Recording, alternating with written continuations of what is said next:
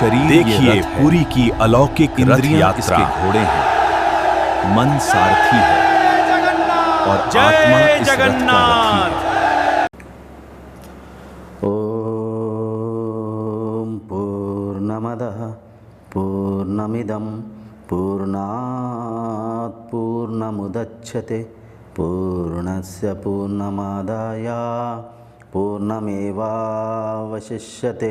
ओम शांति शांति शांति। ओम गुरुभ्यो नमः। सबको ब्रह्म ज्ञान के सत्संग में स्वागत करता हूँ। आज हम बहुत गहरी चर्चा करने वाले हैं। भारतीय परंपरा को अगर हम तर्जमा करके परखने के प्रयत्न करें, कुंभ मेला में सबसे ज़्यादा लोग इकट्ठे होते हैं। परंपरा में कुंभ मेला के बाद अपना जो आध्यात्मिक परंपरा में अधिक लोग इकट्ठा होने वाला जो यात्रा है वह रथ यात्रा है। हाँ जी, पुरी के रथ यात्रा। पुरी के रथ यात्रा में तकरीबन 15 से लेके 17 लाख लोग इकट्ठा होते हैं। भगवान जगन्नाथ जी के रथ यात्रा को मतलब रथ यात्रा में शामिल होकर मुक्ति मोक्ष निर्वाण प्राप्ति करने के लिए 17 लाख लोग एकत्र होते हैं। देखिए, आध्यात्मिकता के उद्देश्य हम सबको भली भांति पता है। मुक्ति प्राप्त करना, मोक्ष प्राप्त करना, निर्वाण प्राप्त करना, या तो यूं भी बोल सकते हैं आध्यात्मिकता के उद्देश्य सत्य की खोज है, आत्म साक्षात्कार करना है। मैं कौन हूँ, मेरे सत्य क्या है। तो स्वयं की सत्य की खोज आध्यात्मिकता की एक तर्जमा कह सकते हैं, एक रिसर्च कह सकते हैं, या तो आध्यात्मिकता की एक आधार कह सकते हैं। तो आध्यात्मिकता में हम जो भी कार्य करते हैं उस कार्य के पीछे बड़ा गहरी साधना होता है, तत्व ज्ञान होता है, जीवन में आचरण करने लायक कई सारा चीज़ें होता है। तो इस वीडियो को ध्यान से आप अगर अंत तक देखेंगे कई सारी चीज़ें आप आज समझ पाएंगे। रथ यात्रा क्यों करते हैं, रथ यात्रा के पीछे उपनिषद की क्या व्याख्या है। जेहेतु हम सब सनातन है, सनातन धर्म की जो मूल शास्त्र वेद है, वेदों की जो सारांश है वो उपनिषद है। तो कठोर उपनिषद में रथ यात्रा के बारे में बड़ा गहराई से वर्णन करके समझाया गया है। अंत में हम समझेंगे रथ यात्रा में हम क्या सीखेंगे और जीवन में क्या साधनाएं आचरण करना चाहिए। तो आइए हम आज की चर्चा को प्रारंभ करेंगे। रथ यात्रा के बारे में समझने से पहले हम समझेंगे कठोर उपनिषद के बारे में। कठोर उपनिषद में वाजस्रव महर्षि, जिन्हें हम महर्षि उद्दालक भी कहते हैं, वाजस्रव महर्षि विश्व विजयी यज्ञ करते हैं। ठीक है जी। तो विश्वमेध यज्ञ करते हैं। उस विश्वमेध यज्ञ में कुछ रीति रिवाज है, कुछ शर्तें हैं, कुछ परंपरा है। यज्ञ करने से पहले जो भी यज्ञ करने वाला दाता है, यज्ञ के कर्ता है, वह अपने सर्वस्व दान देकर, सब कुछ दूसरों को दान देकर, सब कुछ उस यज्ञ में समर्पण के साथ समर्पित करके यज्ञ करने से उस यज्ञ के प्रतिफल परिणाम प्रतिफलित होता है। तो वाजस्रव महर्षि उनके तमाम धन संपत्ति, जो भी जमीन जायदाद, सब कुछ वहाँ पे दान में दे देते हैं। अंत में वाजस्रव महर्षि, उनके पास कुछ बूढ़े गायां होते हैं, बूढ़ी गायों को दूसरों को दान देते रहते हैं। तो उसी यज्ञ में वाजस्रव महर्षि के पुत्र नचिकेत वहाँ बैठे बैठे उस यज्ञ को देखते रहते हैं, परखते रहते हैं। यज्ञ के बीच में कई सारा प्रश्न पिताजी से नचिकेत पूछते हैं। तो पिताजी बीच बीच में थोड़ा सा चिढ़ जाते हैं, क्योंकि एकाग्र चित्त में पिताजी यज्ञ करने के उद्देश्य में वहाँ पे यज्ञ आदि कार्यक्रम को करते रहते हैं। तो बीच में जो पुत्र प्रश्न पूछते हैं तो यह प्रश्न उनको मन को थोड़ा सा चंचल अस्थिर करता है। इस वजह से महर्षि वाजस्रव बीच बीच में चिढ़ जाते हैं। फिर भी पुत्र के मन में जेहेतु कई सारा प्रश्न उठता है, जिज्ञासा उठता है, उस जिज्ञासा को निरिध्यास न करने के लिए नचिकेता कई सारा प्रश्न पूछते रहते हैं। तो अंत में जब पिताजी बूढ़ी गायों को दूसरों को दान देते हुए उस घटना को देखते हुए नचिकेता उनके पिताजी से पूछते हैं, पिताश्री मेरे प्रश्नों का उत्तर दीजिए। आप ये जो बूढ़ी गायों को दूसरों को दान के रूप में दे रहे हैं, ये गाय तो अभी दूध नहीं देगा, ये गाय इतना बूढ़ी है कि ये घास भी नहीं चबा पा रहा है, ये चल नहीं पा रहा है, फिर नहीं पा रहा है, ये गाय पूरा बूढ़ी है, ना दूध देता है, ना खुद के आहार को ठीक से ग्रहण कर पाता है। इस दान को आपसे जो दाता लेंगे क्या वो लाभान्वित हो पाएंगे? क्या उनकी भला होगा? तो इस दान से क्या आप पुण्य कमाएंगे या पाप कमाएंगे? ऐसे प्रश्न पूछते हैं। तो वाजस्रव महर्षि चिढ़ जाते हैं, बोलते पुत्र कृपया मेरे क्रोध को जागृत मत करो, उटपटांग से प्रश्न मत पूछो। यज्ञ के जो नियम है, मेरे हर एक वस्तु पदार्थ को दान देना होता है, तो मैं दान दे रहा हूँ। इसमें अनावश्यक कोई प्रश्न को मत पूछो, मेरे मन को मत चिढ़ाओ। मैं मेरा सब कुछ सर्वस्व दान में देने की प्रयत्न कर रहा हूँ। तो तुरंत नचिकेता और एक प्रश्न पूछ लेते हैं, तो पिताजी मैं भी तो आपकी संपत्ति हूँ, मैं भी तो आपका ही हूँ, तो मुझे आप किसको दान देंगे? मुझ रूपक, इस शरीर रूपक, आपके संतान रूपक इस संपत्ति को आप किसको दान में देंगे? तो वाजस्रव महर्षि चिढ़ जाते हैं और बोलते हैं, तुम्हें मैं मृत्यु के राज यमराज को दान में दे दूंगा, ऐसे कह देते हैं। और कहने के बाद बड़ा पश्चाताप करते हैं, बड़ा अनुताप करते हैं, बड़ा दुखित हो जाते हैं, क्योंकि वो यज्ञ के वहाँ हवन कुंड के आगे बैठे हुए हैं, यज्ञ की संकल्प कर रखे हैं। हवन करते समय, यज्ञ करते समय जो भी मुंह से वाणी निकलता है उसे आचरण करना पड़ता है, उसे सिद्ध करने की संकल्प करना पड़ता है। तो जेहेतु महर्षि वाजस्रव खुद के पुत्र को यमराज, जो कि मृत्यु के राजा है, यमराज को देने की यह वचन को उनके मुंह से निकाल देते हैं, तो बाद में वो पछताते हैं, दुखी हो जाते हैं और पुत्र को समझाते हैं, हे पुत्र देखा मेरे क्रोध जागृत होकर मैं क्या बोल डाला, चलो ठीक है जो हुआ हुआ, अभी आइंदा मुझे कोई प्रश्न मत पूछो, शांत से बैठो।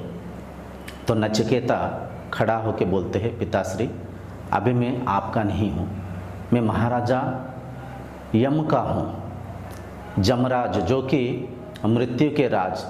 आप जेहेतु मुझे उनको दान स्वरूप दे चुके हैं, मैं अब से मृत्यु के राजा यमराज का हूँ, तो मैं यमलोक जा रहा हूँ, ऐसे कहते हुए वहाँ से निकल पड़ते हैं। पिताजी बड़े रोते हैं, दुखी होकर पुकारते हैं, हे पुत्र रुक जाओ, मैं मेरे वचन को वापस ले लूँगा, मैं मेरे वचन को मतलब मुझे यह यज्ञ, इस यज्ञ के माध्यम से जो मुझे प्राप्ति होगा उससे अधिक मुझे तुम चाहिए, रुक जाओ पुत्र रुक जाओ। तो पुत्र नहीं मानते हैं। पुत्र भी जेहेतु निष्ठावान है, ऋषि पुत्र है, उनके मन में भी जेहेतु निष्ठा होता है, पुत्र वहाँ से यमलोक चले जाते हैं। यमलोक मतलब स्मशान के पास चले जाते हैं। वहाँ पे यमराज को दर्शन करने के लिए 3 दिन 3 रात भूखे प्यासे तपस्या करते हैं। 3 दिन 3 रात तपस्या करने के बाद मृत्यु के राजा यमराज वहाँ पे प्रकट होते हैं और नचिकेता से पूछते हैं, हे पुत्र तुम्हें क्या वर चाहिए? तुम किस प्राप्ति के हेतु यहाँ पे तपस्या कर रहे हो, मैं तुम्हारे तपस्या से संतुष्ट हुआ हूँ, तो मुझे 3 वर मांगो, मतलब 3 कुछ इच्छाएं मांगो जिसे मैं पूर्ति करूँगा। तो नचिकेता सर्वप्रथम वर मांगते हैं। पहली वरदान में ये मांगते हैं कि हे गुरुदेव, हे ईश्वर, मृत्यु के राजा यमराज, सबसे पहले तो मैं आपको प्रणाम करता हूँ, नमन करता हूँ। आपकी प्रसन्नता को देख के मैं संतुष्टि से मेरा मन भर गया है। मेरे पहली वरदान ये है, गुरुदेव प्रभु, मुझे पहले वरदान ये दीजिए, जब मैं यहाँ से लौट के जाऊँगा, मेरे पिताजी मुझे देख के संतुष्ट होना चाहिए, खुश होना चाहिए, और मेरे पिताजी जीवन में कभी भी क्रोध को धारण नहीं करना चाहिए। मेरे पिताजी क्रोध को धारण करने की वजह से आज मुझे मृत्यु को दान में दे दिए। तो आइंदा कभी मेरे पिताजी क्रोध को धारण नहीं करना चाहिए, मुझे पहचान पाना चाहिए और मुझे देखकर संतुष्ट होना चाहिए। तो ये पहले वरदान में मांगते हैं। तो देवता के जो मृत्यु के राजा यमराज है तथास्तु कहते हैं और बोलते हैं, हे पुत्र, दूसरी वरदान क्या है, मांगो। तो दूसरे वरदान में नचिकेता यह वर मांगते हैं, हे मृत्यु के राजा यमराज, हे गुरुदेव, मुझे दूसरे वर के रूप में ये प्रदान करिए, इस ज्ञान को मुझे प्रदान करिए। इस लोक में देवताएं बड़ा खुशी से आनंद से कैसे रहते हैं, इस मर्त्य लोक में भी देवताएं स्वर्ग के सुख को, आनंद को कैसे भोग पाते हैं। क्या ऐसे रहस्य है, क्या कार्य करते हुए देवता इस मृत्यु लोक में आनंद से, शांति से जीवन यापन करते हुए स्वर्ग के सुख को, आनंद को ले पाते हैं, उसकी रहस्य को समझाइए। यहाँ पे सुनिए, देवता की तात्पर्य ये है, वो मनुष्य जो अपनी आवश्यक वस्तु पदार्थ को एकत्र कर पाते हुए धन संपत्ति पद पदवी से परिपूर्ण होकर खुद के जीवन को शांति आनंद के साथ जीते हुए स्वर्ग के आनंद को लेने वाली मनुष्य के बारे में यहाँ पे नचिकेता पूछते हैं।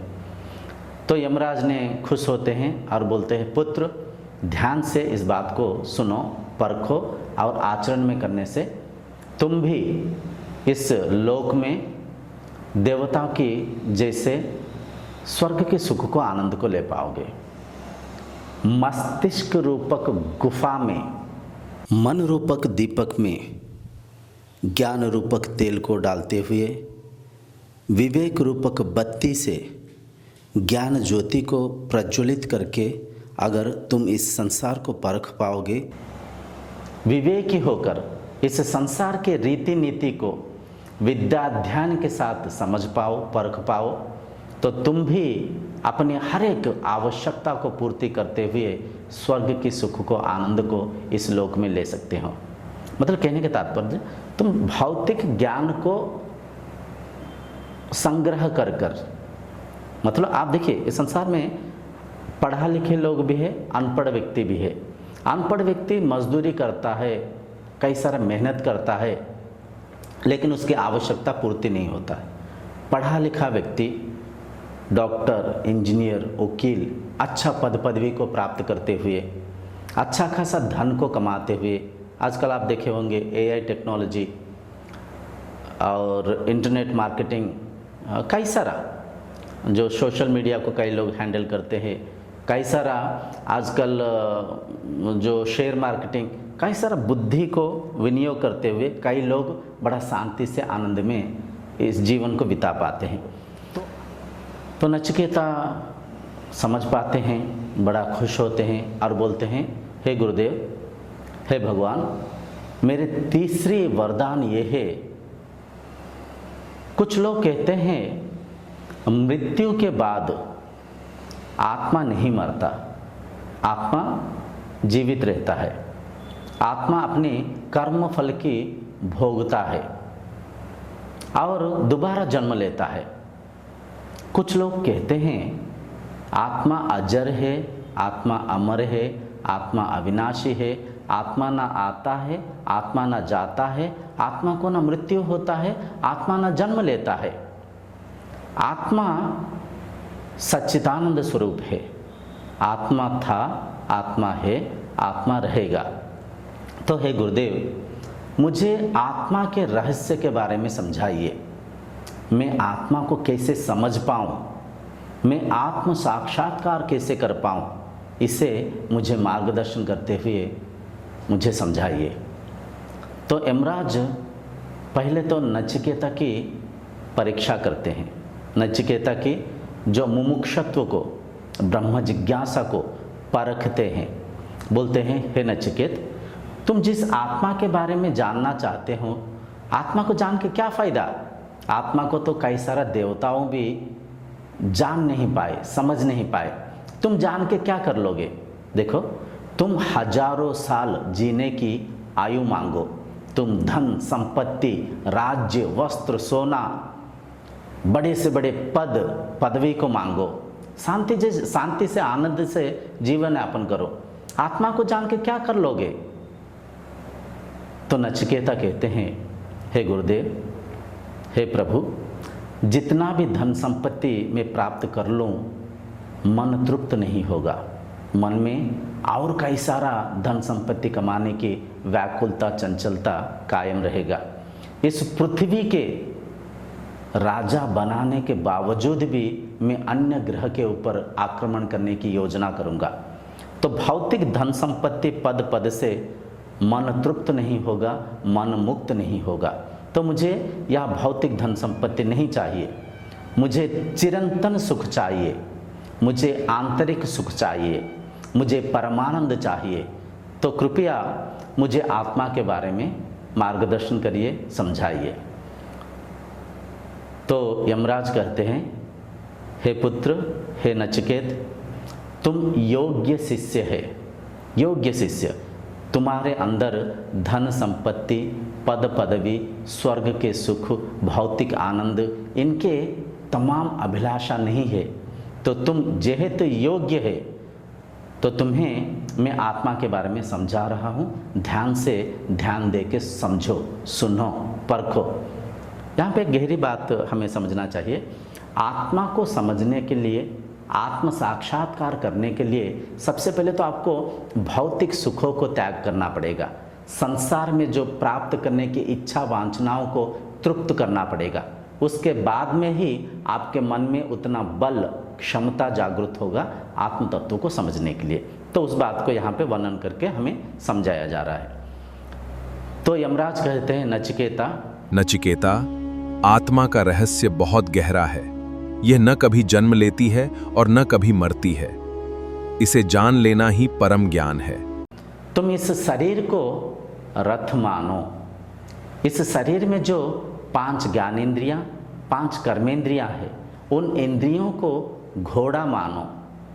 मन को इस रथ रूपी शरीर को चलाने वाला सारथी मानो।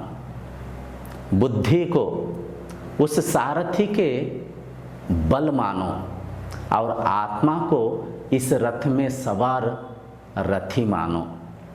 तो आत्मा रूपक तुम रथ रूपक इस शरीर में बैठे हुए इंद्रिया रूपक घोड़ों के माध्यम से, मन रूपी सारथी के आधार से इस ब्रह्मलीला की आनंद ले रहे हो, इस संसार में परिचालन हो रहे हो।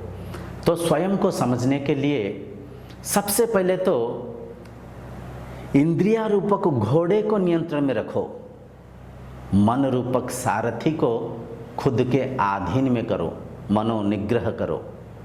इंद्रिया, मन को जब जीत लोगे, स्वयं के स्वरूप में तुम स्थित हो पाओगे।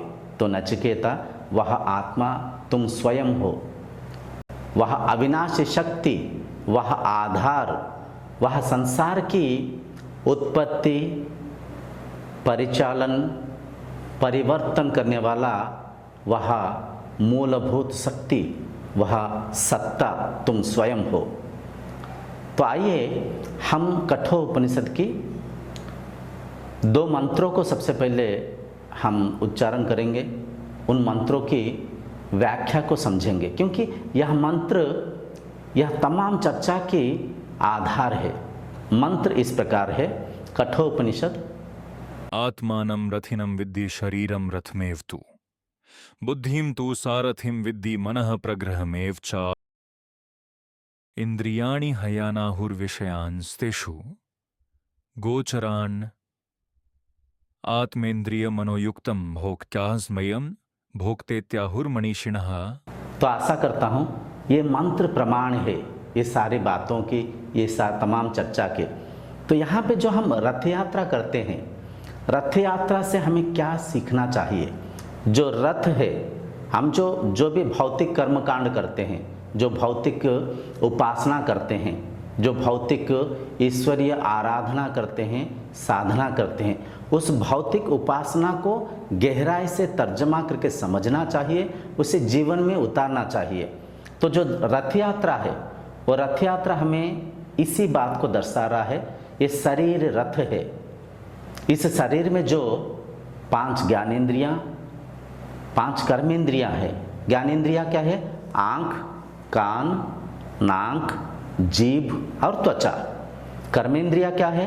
हाथ, पैर, मुंह, मल द्वार, मूत्र द्वार। तो ये जो इंद्रियां है, इंद्रियां शरीर के आधार है। इंद्रियों के माध्यम से यह शरीर इस संसार में परिचालन होता है। तो इंद्रियों की जो स्वामी है, इंद्रियों की जो आधार है, वह मन है। मन के माध्यम से, मन के द्वारा इंद्रियां परिचालन होते हैं। तो मन जो है सारथी है, और आत्मा रूपी आप इस शरीर में वास करने वाला, निवास करने वाला इस रथ का रथी है, इस रथ का स्वामी है। शरीर के, इंद्रियों के, मन के स्वामी आप है। आप विराट चक्रवर्ती से भी बड़ा है। आप आत्मा है, आप ब्रह्म है, आप अविनाशी शक्ति है। परंतु मन के तल पे, ज्ञान के तल पे आप स्वयं को देह मान रखे हैं, आप स्वयं को सीमित मान रखे हैं। तो यहाँ पे देखिए, मन में अज्ञानता के कारण आप दुखी हो रहे हैं, आप मुक्ति के योजना कर रहे हैं। असल में आत्मरूपी आप मुक्त ही है, मुक्त ही है। मुक्त होने के बावजूद ज्ञान के अभाव से आप स्वयं को सीमित मान रखे हैं। ये असीम संसार को खुद से अलग मान रखे हैं, खुद को अलग, संसार को अलग, द्वैत रूप में अलगाव भाव से देखते हुए, कुछ पाने की इच्छा वांछनाएं मन में जागृत करते हुए, कुछ बनने की इच्छाएं मन में जागृत करते हुए, स्वयं को अपूर्ण मानते हुए, स्वयं की पूर्णता के लिए कुछ पाना, कुछ करना, कुछ सांसारिक वस्तु पदार्थ को एकत्र करना, ऐसे मन में इच्छा वांछनाएं जागृत करते हुए माया जाल में फंसकर दुखी होते हो, किंचित सुखी होते हो, फिर दुखी होते हो। तो दुख सुख के कारण अज्ञानता है, अविद्या है। तो हे नचिकेता, हे शिष्य, शायद तुम मेरी इन तमाम वर्णन को समझ पाए होगे। तो तुम्हें कुछ साधनाएं बता रहा हूँ, उन साधना को आचरण करो। इंद्रियों को नियंत्रण में करने के लिए साधन चतुष्टय को आचरण करो। साधन चतुष्टय जो कि इस चैनल में भी है, उन वीडियो को आप देख सकते हैं, जीवन में आचरण कर सकते हैं। साधन चतुष्टय में विवेक, वैराग्य, समाधि, षट संपत्ति, मुमुक्षत्व, ये 4 साधना को आचरण करो। समाधि षट संपत्ति में शम, दम, उपरति, तितिक्षा, श्रद्धा, समाधान। शम साधना को आचरण करते हुए इंद्रियों को निग्रह करो, इंद्रियों को परखो। इंद्रियां उनके भोग्य वस्तु में कैसे लुप्त हो रहे हैं, कैसे चंचल व्याकुल हो रहे हैं। दृश्य आँखों को कैसे बांध रहा है, रुचि जिह्वा को कैसे बांध रहा है, शब्द कान को कैसे बहिर्मुखी कर रहा है, स्पर्श शरीर को कैसे बहिर्मुखी कर रहा है। तो इंद्रियों को सबसे पहले परखो, उनके स्वभाव को समझो। हे शिष्य, इंद्रियों को जितना सुख दोगे, तुम इंद्रियों के उतना दास बनते जाओगे। इंद्रियों को जितना नियंत्रण में रखोगे उतना तुम आरोग्य में आंतरिक सुख को लेते हुए आनंद में रह पाओगे। तो हे शिष्य, इंद्रियों को निग्रह करते हुए इंद्रियों को नियंत्रण करने के लिए शम दम साधना करो, तितिक्षा साधना करो। हे शिष्य, मनोनिग्रह करो, मन को स्वच्छ निर्मल करो। पवित्र मन ही आत्मा में समाहित हो पाएगा। मन में विकार वृत्तियाँ जो है, काम, क्रोध, मद, माश्चर्य, ईर्षा, लोभ, मोह, इनको त्याग करो।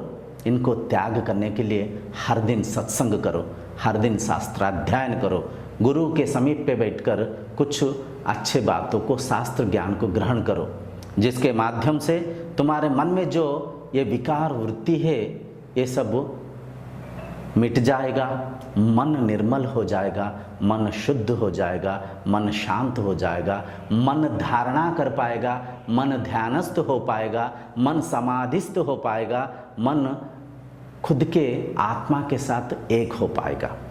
समाधि के बाद जो तुरीय स्थिति है, मन के जागृत, स्वप्न, सुसुप्ति अवस्था को तो हे शिष्य तुम अनुभव कर रखे हो, लेकिन मन के जो चौथा अवस्था है जिसे कि तुरीय अवस्था कहते हैं, उसे तुम अनुभव कर पाओगे। इस सत्य को समझ पाओगे, तुम सीमित नहीं असीम हो, तुम अजन्मा हो, तुम सच्चिदानंद स्वरूप हो, तुम आत्मा हो। शरीर मिट सकता है, शरीर का मृत्यु होगा, संसार मिट सकता है, संसार परिवर्तन हो सकता है, परंतु तुम अजन्मा हो, तुम्हारा कोई मृत्यु नहीं है। तुम ना आते हो, तुम ना जाते हो, तुम सदा सर्वदा थे, अभी है, भविष्य में तुम रहोगे। तुम इस संसार के आधार हो, तुम ही स्वयं वह आत्मा हो। आत्मा मतलब वह परम सत्ता, वह भगवान, वह दिव्य शक्ति, वह अलौकिक ईश्वरीय सत्ता तुम स्वयं हो। इस बात को सुनकर नचिकेता कृतार्थ हो जाते हैं, खुशी से उनके मन भर जाता है और भगवान यम को प्रणाम करते हैं। वहाँ से उनके पिताजी के पास आश्रम में लौट के चले जाते हैं। यहाँ पे यह कथा संपन्न होता है। तो देखिए, हर साल हम रथ यात्रा करते हैं। कई लोग कई दूर दूरांत प्रदेश से आके रथ को खींचते हैं, नारियल फोड़ते हैं, प्रणाम करते हैं, दक्षिणा अर्पण करते हैं।